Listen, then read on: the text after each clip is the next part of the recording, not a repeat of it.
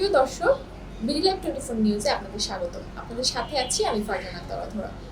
আমরা আজকে আছি কদমতলী থানার officer in charge Mohammad Jamaluddin Mir PPM এর সাথে।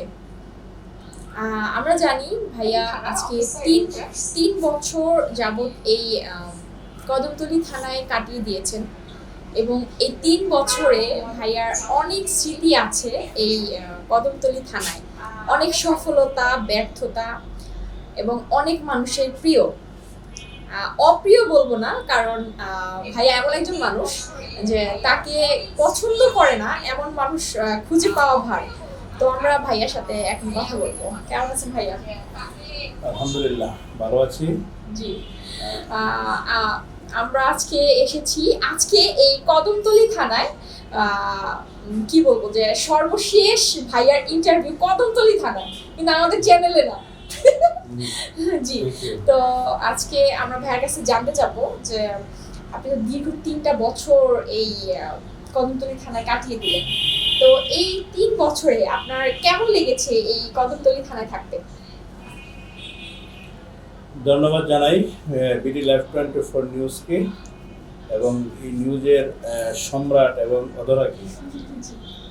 ওরা আসলে খুব সুন্দরভাবে আপনারা আপনাদের কাজগুলো করে যাচ্ছেন। আর আমাকে যে প্রশ্ন করেছেন কেমন লাগছিল, আসলে চমৎকার একটা সময় পার করছে আমি কদমতলীতে। বিশেষ করে আমার পুলিশের চাকরি তো আসলে জানেন, এটা সবাইকে সন্তুষ্ট করার চাকরি না। এটা আমরা দুইটা পক্ষ নিয়ে আমরা কাজ করি, একটা বাদী পক্ষ, একটা বিবাদী পক্ষ। অবশ্যই যারা বিবাদী পক্ষ বা যার বিরুদ্ধে আমার অবস্থান নিয়েছে তারা আমাকে অপছন্দ করবে, এটি স্বাভাবিক। তারপরও আমরা এই দেশ, এই কদমতলীর লোকজন, সকল শ্রেণী পেশার লোকজন মূল্যায়ন করবে আমি কতটুকু ভালো করছি। তবে আমি আমার সময় ভালো কেটেছি কদমতলীতে। পাশাপাশি আমি বাংলাদেশ সরকারের পুলিশের জন্য আমাদের যে আইন বলে আমরা দেশ পরিচালনা করছি, আমরা কাজ করি, আমরা সেই আইনের মধ্যে থেকে প্রত্যেকটা মানুষকে সহায়তা করার জন্য, আইনি সেবা প্রদান করার জন্য আমি সর্বোত্তমভাবে চেষ্টা করেছি। সফল হয়েছে না ব্যর্থ হয়েছে সেটা বিচার করবে জনগণ। আমি আসলে আমার প্রাণপণ চেষ্টা ছিল আমার কাছ থেকে যেন কেউ ক্ষতিগ্রস্ত না হয়, কোনো নির্ভর লোক বা অন্যায়ভাবে আমি এবং আমার পুলিশ কদমতলী থানার পরিবারের পক্ষ থেকে যাতে ক্ষতিগ্রস্ত না হয় সেই জিনিসটা আমি সবচেয়ে বেশি সচেতন ছিলাম। আর পাশাপাশি এলাকার ক্রাইম যেন না বাড়ে, মাদক, কিশোর গ্যাং সহ সকল ধরনের অপরাধ নিয়ন্ত্রণে রাখার জন্য আমি প্রাণপণ চেষ্টা করেছি। ধন্যবাদ। আমি আরেকটা ব্যাপার জানতে চাইবো আপনার কাছ থেকে, যে এই 3 বছরে আপনি তো অনেক কেস হ্যান্ডেল করেছেন, তো সেই কেসগুলোর মধ্যে মানে উল্লেখযোগ্য অনেক কিছু কেস আছে যেটা মানে সব কেস থেকে আলাদা, কিন্তু সেটার সমাধান আপনি করেছেন। তেমন একটা কেস সম্বন্ধে আপনার কাছ থেকে জানতে চাইবো। ধন্যবাদ, একটা চমৎকার প্রশ্ন। আমি প্রায় 3 বছর কদমতলী এখানে কাজ করেছি। এই 3 বছরে অনেক ঘটনাই ঘটেছে। আসলে আমি এমন মুহূর্তে প্রশ্ন করেছেন, এই মুহূর্তে অনেকগুলা ঘটনাই আমার কিছু মনে হচ্ছে, আবার কিছু হচ্ছে না, সবগুলো আমার স্মৃতিতে নাই। তবে 2টা ঘটনা আছে, মানে আমরা আসলে খুব মানবিকভাবে আর বিশেষ করে খুব সিরিয়াস পরিশ্রম করে আমরা সেগুলো উদ্ধারণ করতে সক্ষম হয়েছি।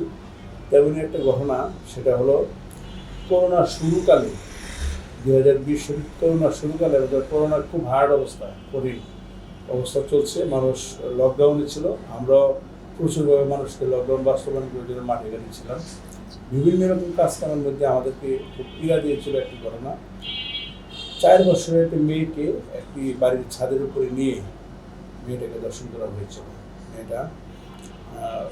মেয়েটার তাৎক্ষণিকভাবে হসপিটালাইজ করা হয়েছিল। হসপিটাল করার পরে আমরা ঘটনাটা তাৎক্ষণিক খবর পেয়েছিলাম, পাওয়ার পরে আমরা তাকে হসপিটালাইজ করি, তার যাবতীয় চিকিৎসার ব্যবস্থা করি।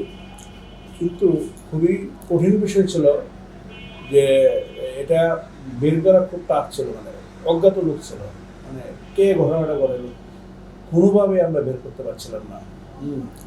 ঠিক এরই ধারাবাহিকতায় আমাদের সিনিয়র সকল স্যারদের মানে সহযোগিতায় আমরা আমাদের বিশেষ করে এসি সম্পর্ক স্যারের প্রত্যক্ষ সহযোগিতায়, আমাদের এডিসি স্যার ছিল তাদের সহযোগিতায় আমরা অনেকগুলা ওই এলাকার যে এলাকা ঘটনা ঘটছিল ওই এলাকার ঢোকার যত রাস্তা সব রাস্তা সিসিটিভি ফুটেজ সংগ্রহ করে সেগুলো পর্যালোচনা করে আমরা মাস্ক পরা অবস্থায় ওই মেয়েটাকে একটা ছেলে নিয়ে যেতে দেখলাম। তো পুরো মাস্ক পরা ছিল, চেহারাটা বাইরে ছিল না। তো সেটা বের করলাম, সেটা বের করে সেটাকে আবার আমরা আর্টিস্টের মাধ্যমে আমাদের স্যারের সহায়তায় আমরা আর্টিস্টের মাধ্যমে সে মাছটা মুখ থেকে সরাইলাম, সরাই একটা চেহারা আকৃতি হলো, সেটা আমরা আবার পোস্টারিং করে পুরো এলাকায় দিয়ে দিয়েছিলাম এবং বলেছিলাম একে ধরে দিন, একে ধরে দিন। এরকমই একটা পর্যায়ে আমরা এই পোস্টারের মাধ্যমে গোপন তথ্যের ভিত্তিতে আমরা ওই এলাকা থেকে আমরা সঠিক আসামিটাকে শনাক্ত করতে সক্ষম হয়েছি এবং এই বাচ্চারাও শনাক্ত করেছে এবং এবং টোটাল ঘটনাটা আমাদের কাছে উদ্ধারণ হয়েছে। তো সেটা সেই উদ্ধারণের সময় আমরা আসলে খুব মানে মনের সিরিয়াস টাপ ছিল এবং আমরা উদ্ধারণ করতে পেরে আবার খুব সিরিয়াসলি আনন্দ পেয়েছিলাম। এটা তখনকার সময় এটা খুব ভালো, আমাদের সিনিয়র স্যাররা আমাদের মাসিক কনফারেন্সে সেখানে এটা নিয়ে খুব প্রশংসা হয়েছিল।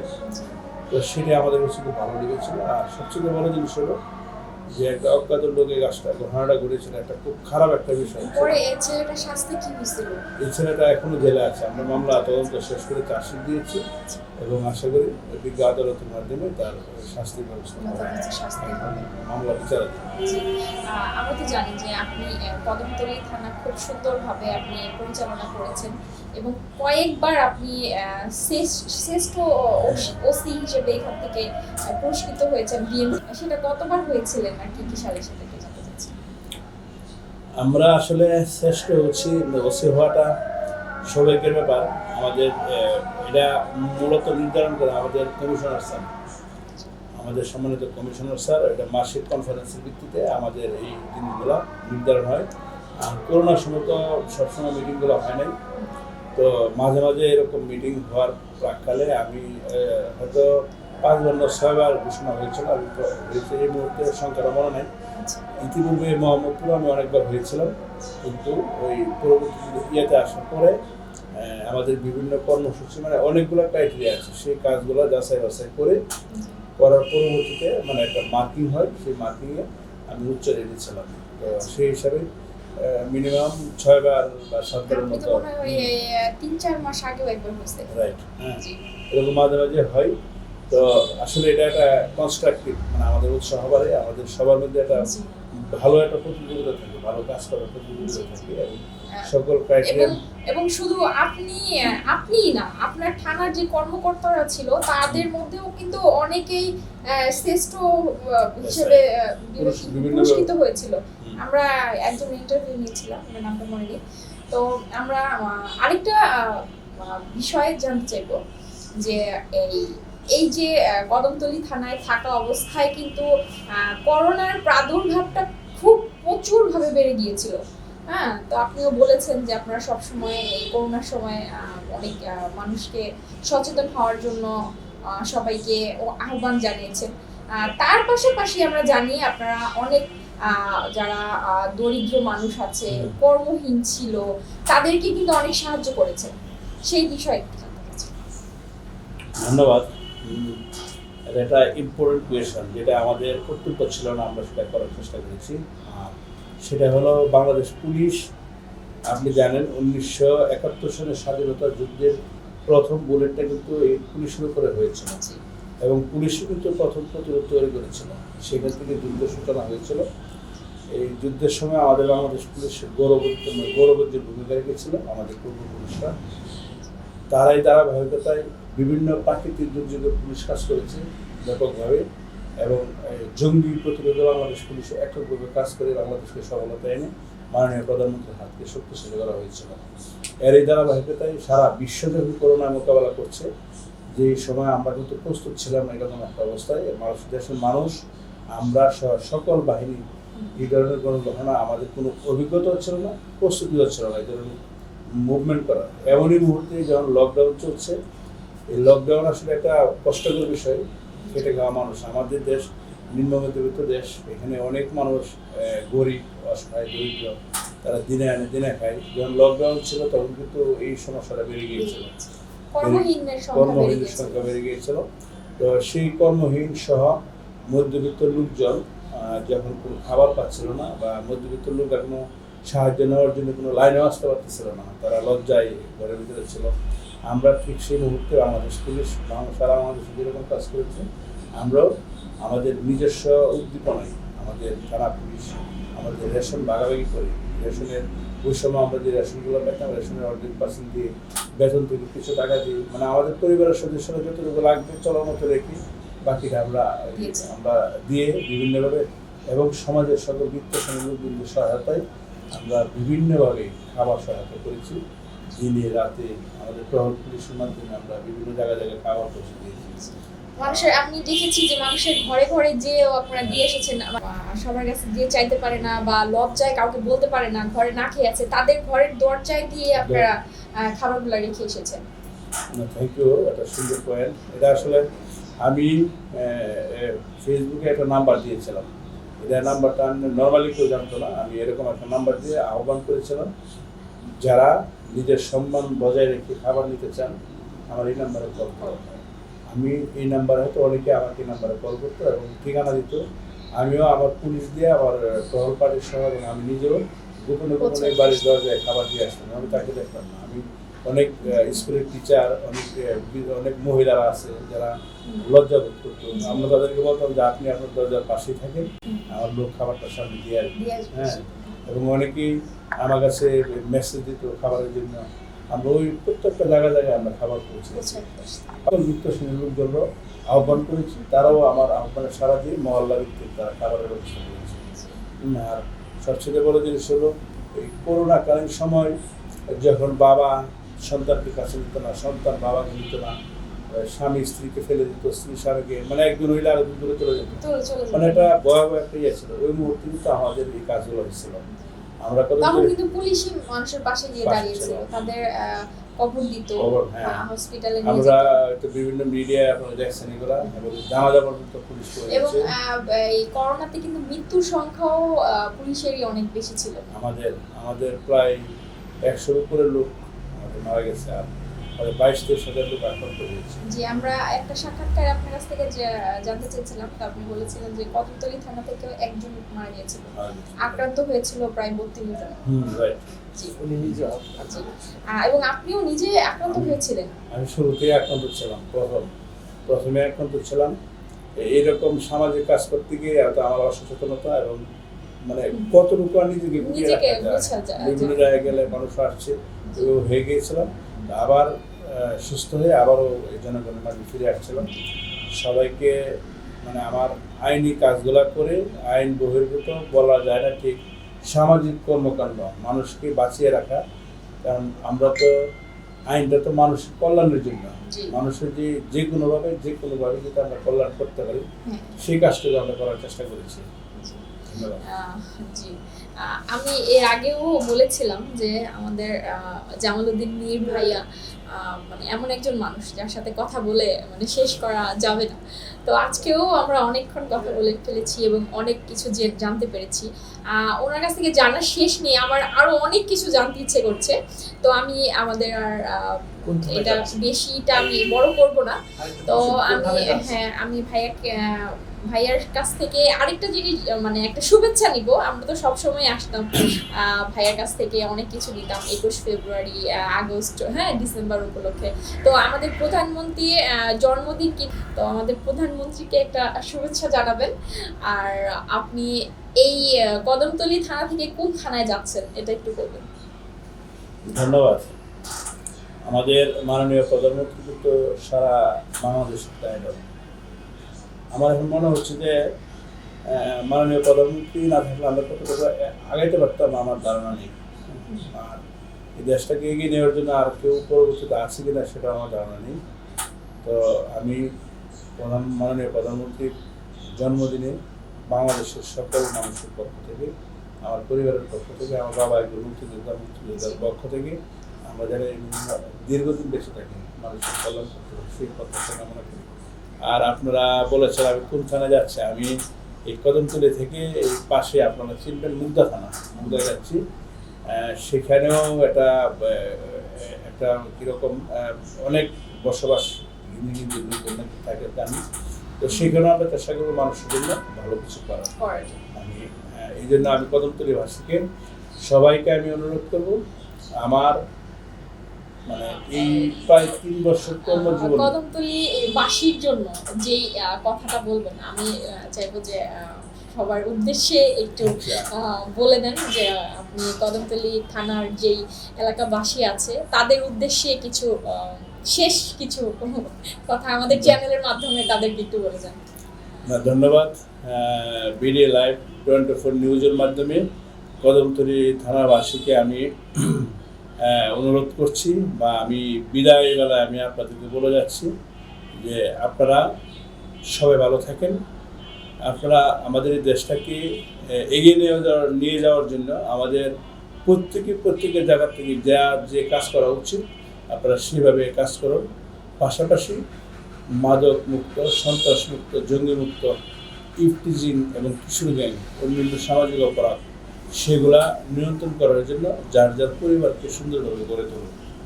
আমি আমার এই কর্মকালীন সময় কদমতলীর লোকজন যারা আমি যে আইনের মাধ্যমে যে কাজগুলো করার চেষ্টা করেছি, আমি সর্বাত্মক চেষ্টা করেছি আপনাদের মানে আইনগত সঠিক বিচারটা দেওয়ার জন্য।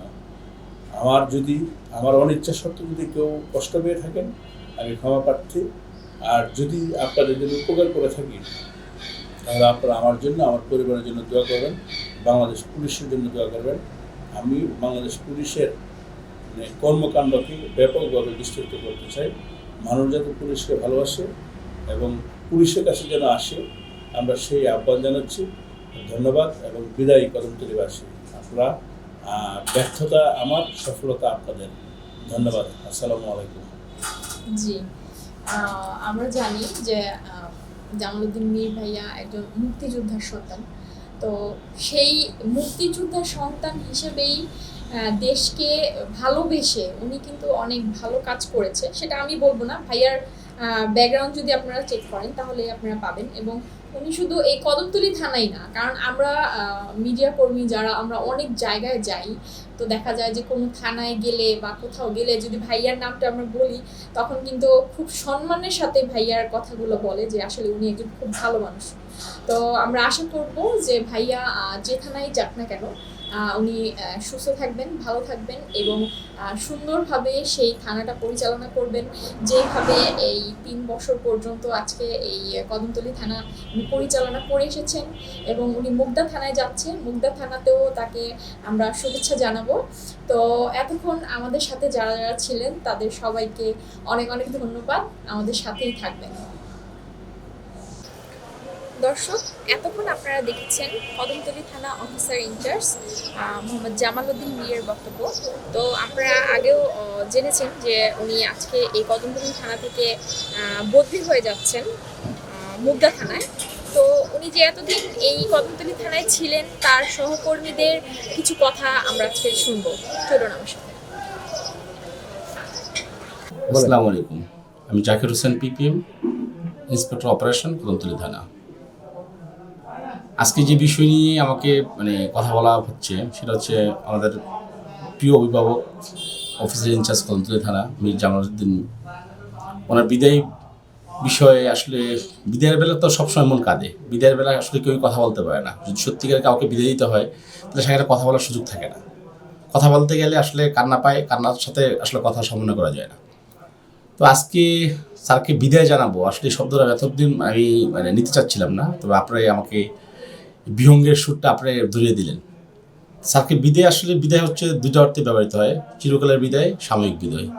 আমাদের চাকরিটা আসলে বিদায়ের বলা যাবে না, বদলির চাকরি, বদলিতে যেতে হবে, একসাথে কাজ করতে হলে দীর্ঘদিন করা যাবে না, এই শর্তেই আমরা চাকরিতে আসি। তো যাই হোক, স্যারের কথা বলে শেষ করা যাবে না। আমার দেখা, আমার চাকরিতে আসার পর থেকে অদ্যবধি পর্যন্ত অনেক অফিসারদের সাথে কাজ করার সুযোগ হয়েছে। তো ইন্সপেক্টর অপারেশন হিসেবে আমার দ্বিতীয় স্যার, তো উনি হচ্ছে আমার দেখা অদ্বিতীয়, আর আসবেন কিনা এরকম তো আমি জানি না। আমি আজকে 1 বছর 1 মাস চলতেছি ইন্সপেক্টর অপারেশন হিসেবে এখানে দায়িত্বরত আছি। তো স্যার এতটাই, স্যারের প্রশংসা আসলে স্যার নিজেই, স্যারের ব্যাপারে আসলে কোনো কথা বলে শেষ করা যাবে না। আমি কথা বলতে গেলে অনেক সময়ের প্রয়োজন। তো যতটুকু মানে আমার দৃষ্টিকোণ থেকে স্যারকে দেখেছি, স্যার অত্যন্ত বিনয়ী এবং অনেক ধৈর্যশীল সহকারে সে কাজগুলো করে, এবং লোকজনের সাথে মেশার যে বিষয়টা, যে কোনো সমস্যার সমাধান করার জন্যই স্যার ব্যাপক সময় দেয়, যে সময়টা আসলে আমরা দিতে পারবো কিনা আদৌ সন্দেহ।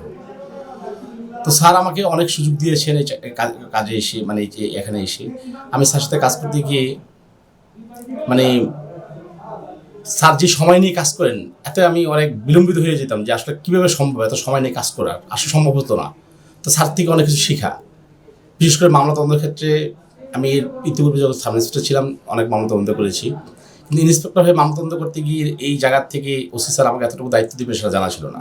তো কিছু কিছু মামলা তদন্ত করতে গিয়ে স্যার আমাকে গত একটা মামলায় প্রায় 25 দিন স্যার আমার কোনো খোঁজখবর নেননি একটা মামলা তদন্তের ক্ষেত্রে, শুধু আপডেট নিতেন এবং বলতেন, আমি বলেই গেছিলাম স্যার আমার মামলা তদন্ত করতে গেলে আমাকে মানে অপারেশনাল কাজগুলো করা যাবে না। তো স্যার নিজের দায়িত্ব থেকে কিন্তু কাজগুলো করতেন, আমার জায়গার কাজগুলো স্যার নিজেই করতেন, এবং সেখান থেকে আমার একটা পরিষ্কার শিক্ষা নেওয়া যে স্যার অত্যন্ত মহৎ এবং মহান, যার আসলে বিদায়ের বেলায় তাকে এইগুলো বলেও ছোটো করা হবে, এগুলো তার জন্য প্রযোজ্য না। যদি এর চেয়ে বেশি কিছু থাকে সেটাই আমি বলবো। বিদায় দিতে নাই হয় তবুও বিদায় দিতে হয়, তবুও চলে যায়। আর চলার পথে আসলে মানুষকে পিচ্ছিল করতে নেই কান্নার পানি দিয়ে। যাক, আমি স্যারের জন্য দোয়া রইল, আবার স্যারের সাথে কাজ করার জন্য প্রস্তুত। আমি যদি সুযোগ হয়, আল্লাহ তাআলা যদি সুযোগ দেয়, তাহলে অবশ্যই স্যারের সাথে কাজ করবো। ধন্যবাদ। আসসালামু আলাইকুম।